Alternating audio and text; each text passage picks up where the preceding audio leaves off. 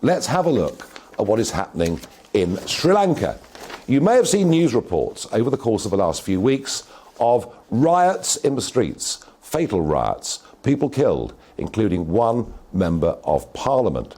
They had a problem, they ran out of fuel, but they've got an even bigger problem, and it's around food. Now, their prime minister, their president, was elected on a platform of going 100% organic with their food production. And of course, rice being the single most important crop.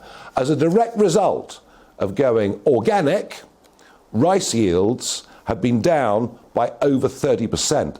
Food price inflation in Sri Lanka is running at 50% per year. The country is in deep, deep crisis, and we spoke a bit earlier to Ashwin Hemagathmana, sorry, very difficult names to pronounce, and he is a daily FT journalist in Sri Lanka, and this is what he had to say about the situation there.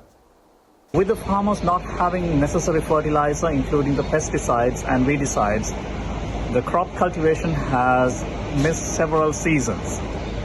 This has become a serious issue, whereas production has gone down. There are serious shortage of food, specifically rice and vegetables, in the market.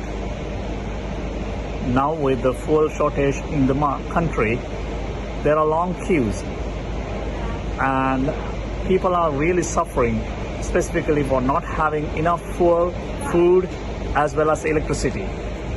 Unless the government takes a serious decision to rectify these, there will be no easy exit for Sri Lanka in the days to come. You see, the truth of it is, if you don't use chemical fertilizers, if you don't use some degree of pesticides, your yield completely and utterly collapses. So the organic farm dream that people voted for and believed this was a wonderful, brave new world has been a complete and utter disaster in Sri Lanka. So are there lessons for us in this country? Well, now we've left the European Union, we've left the common agricultural policy. It's up to us what we do, how we manage our farmland, how we think about the issue of food security. But here's where the Prime Minister is. Here he was speaking at the last Conservative conference about agriculture. We are going to rewild parts of the country and consecrate a total of 30% to nature. We're planting tens of millions of trees. Otters are returning to rivers from which they've been absent for decades. Beavers that have not been seen on some rivers since Tudor times, massacred for their pelts and now back. And if that isn't conservatism, my friends, I don't know what is. Build back beaver, I say. What the hell is he on about? We're going to rewild 30% of our farmland. Just let it go into rural desolation. And I've no doubt there'll be some beavers and there'll be a few more butterflies and maybe a few more songbirds. Maybe those things will all come true. But we are willfully deciding, as we've done with energy, that will make sure the country is even more dependent on food imports than it was as members of the European Union. And these are the bonkers ideas that have come out of the Richmond Greens, deeply embedded within the Conservative Party. The Goldsmiths, Carrie, of course, also. The ideas are crazy.